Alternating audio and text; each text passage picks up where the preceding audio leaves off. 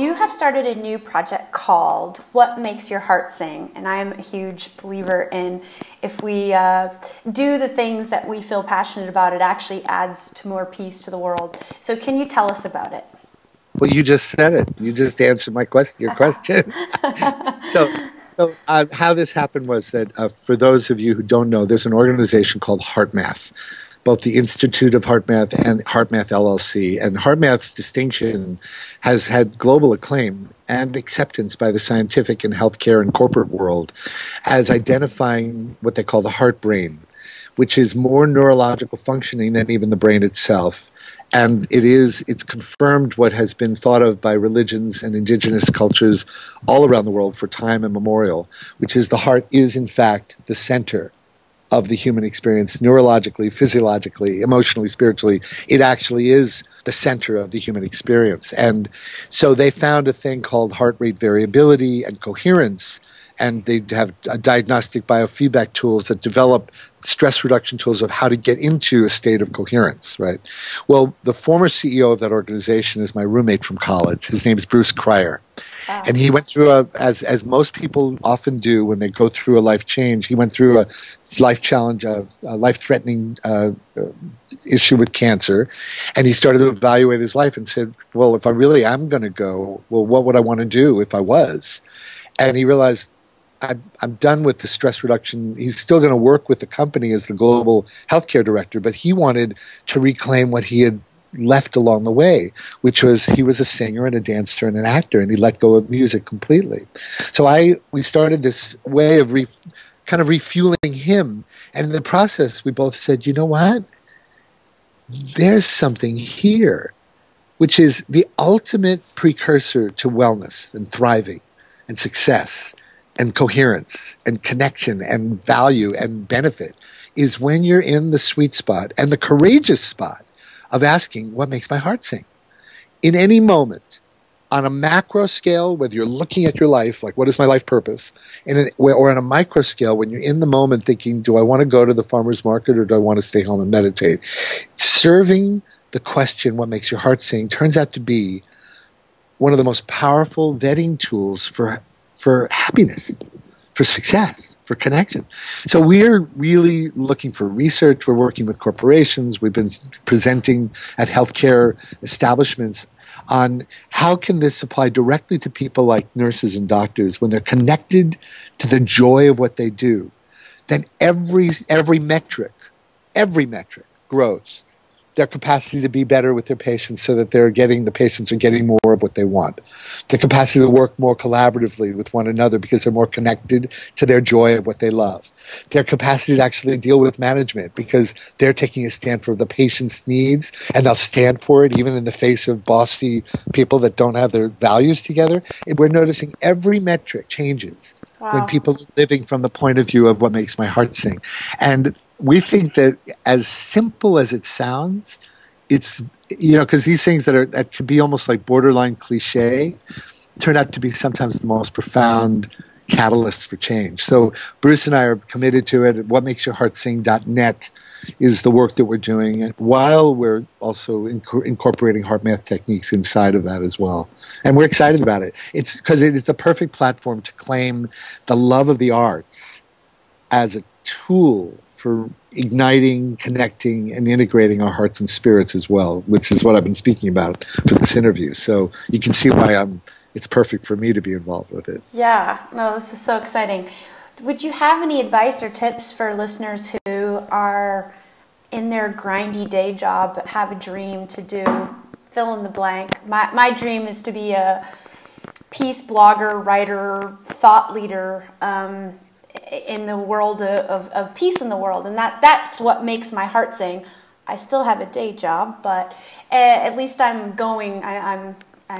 taking my first steps. Do you have any advice for others? Well, first of all, I really think it's important that the day job you have is absolutely an intrinsic platform or palette for you to be all of who you are. So never disparage your day job because it is who you are right now, and you get to bless everyone you know with your beauty and your being and your beautiful vision inside you. You're blessing everybody you interact with, whether they know it or not. So number one, cut the dichotomy of day job versus vision. It's all serving, okay? And you'll know because it'll all come into being sooner or later. Also, if you have a vision, I say that you actually memorize it in a way that empowers you as if it's already done.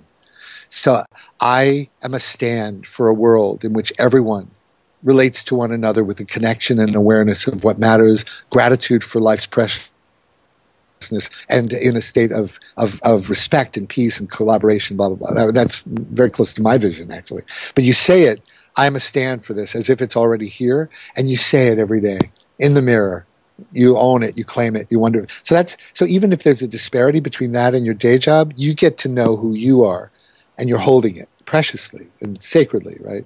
But then the other thing is little things like journaling, like singing in the shower, like anything that, and asking yourself what makes your heart sing, and down to the minutest detail, listening to a piece of music that you forgot you loved when you were 21 and reawakening. Angelos Arian, the famous cultural anthropologist, Arreen, Angelos Arian, said that the indigenous people have 4 questions they ask to restore your connection to your soul, which you would say in the developed world, most people have had some issues with their souls being undermined or subjugated or even downright distanced from.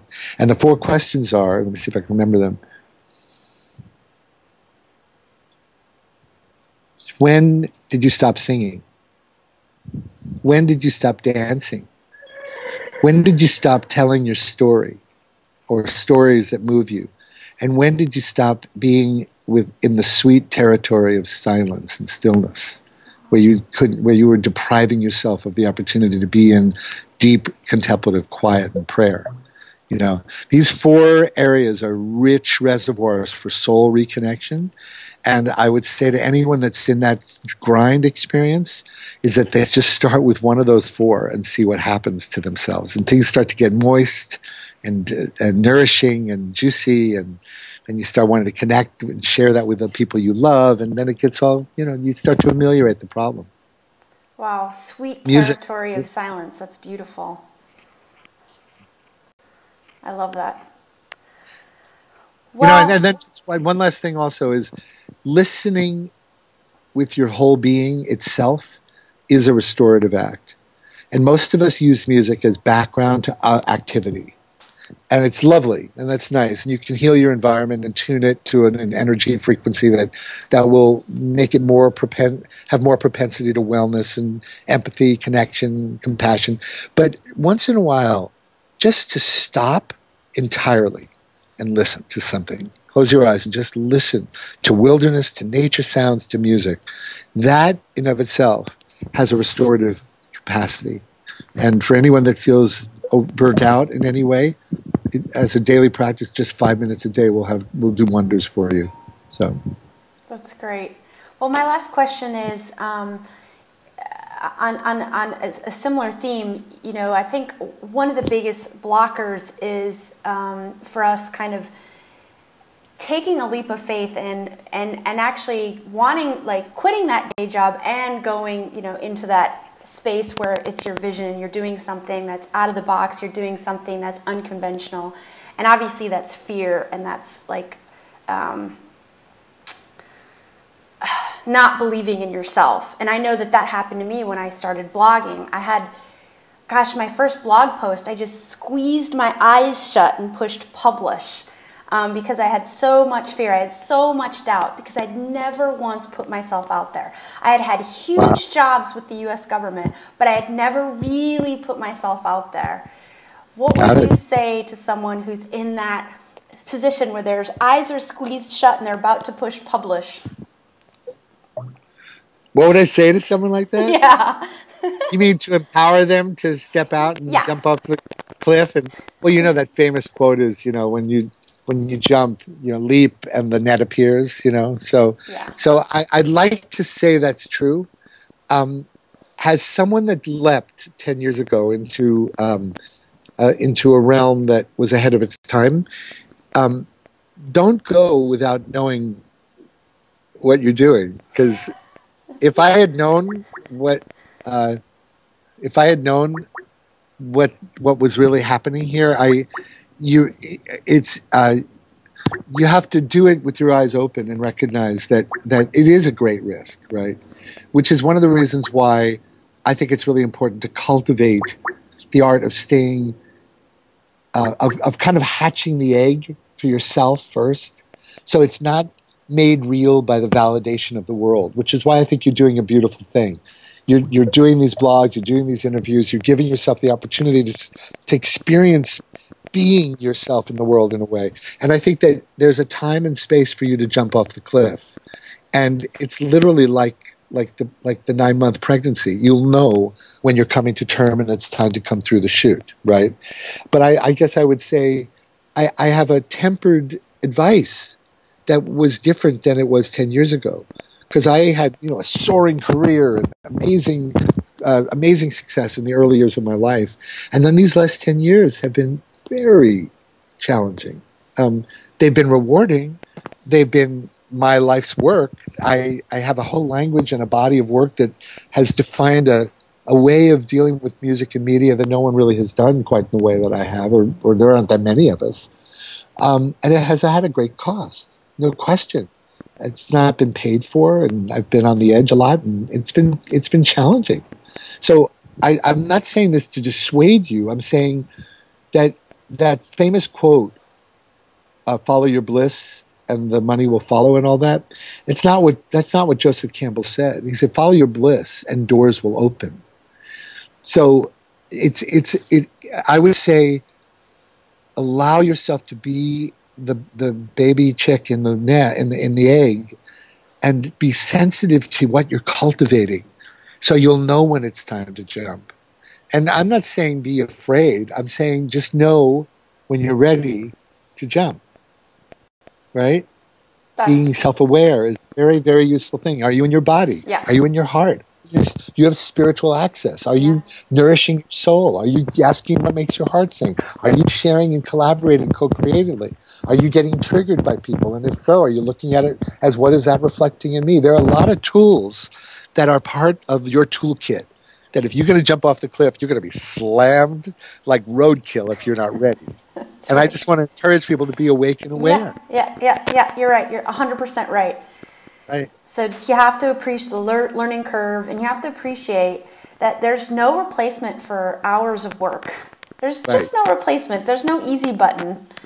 You just, whatever you want to do, whatever your desire is, make sure you love it, because you'll be spending many, many, many, many hours doing it if you really want to be successful at that thing. There are two phrases I love that reinforce what you just said. One is, we have to pay for our education, one way or another, And the other one is, if I say this to musicians that are young and come to me and say, "What can you tell me to encourage me in my career?" And actually, this is true for anyone that is asking the question that you just asked about, what do I say if I want to press that button, And I would say, if anything can stop you, I say this to musicians, if anything can stop you, let it. Because you need to be unstoppable. If you're going to jump out and start your own and follow your dream and your vision, you need to be unstoppable. Because if anything can stop you, it will. And there's everything that's going to be thrown at you to stop you, to test you. So make no bones about it. You have to be unstoppable with your vision. That's the deal. And that's what you cultivate over time. Getting stronger in your body with your resolve and your vision helps you strengthen no matter what comes at you. That's right. That's fabulous. So I wish you luck in that department. I think you're doing great. Thank you so much. Wow, I'm just like, I wish the viewers could feel my energy right now. I kind of feel like I'm on cloud 9. This has just been such an inspirational conversation. You are such an inspirational person. Thank you so much for making the time. I know how busy you are, so thank you. Thank you for having me, and keep me posted how I can share this with my world as well, okay? I will. And for listeners, if you want to learn more about Gary and his products, you can visit his website at wisdomoftheworld.com, which I'll be posting below this video. And now I'd love to hear from you. Have you ever used music to help you heal or transform your life? If so, please post a comment below this video. And if you haven't done so, subscribe to Shanti Pox to receive inspirational stories of peace. So thanks again, Gary. Bye. Thank you for what you're doing in the world, Allison. Thank Good luck you. with everything. Bye. Bye.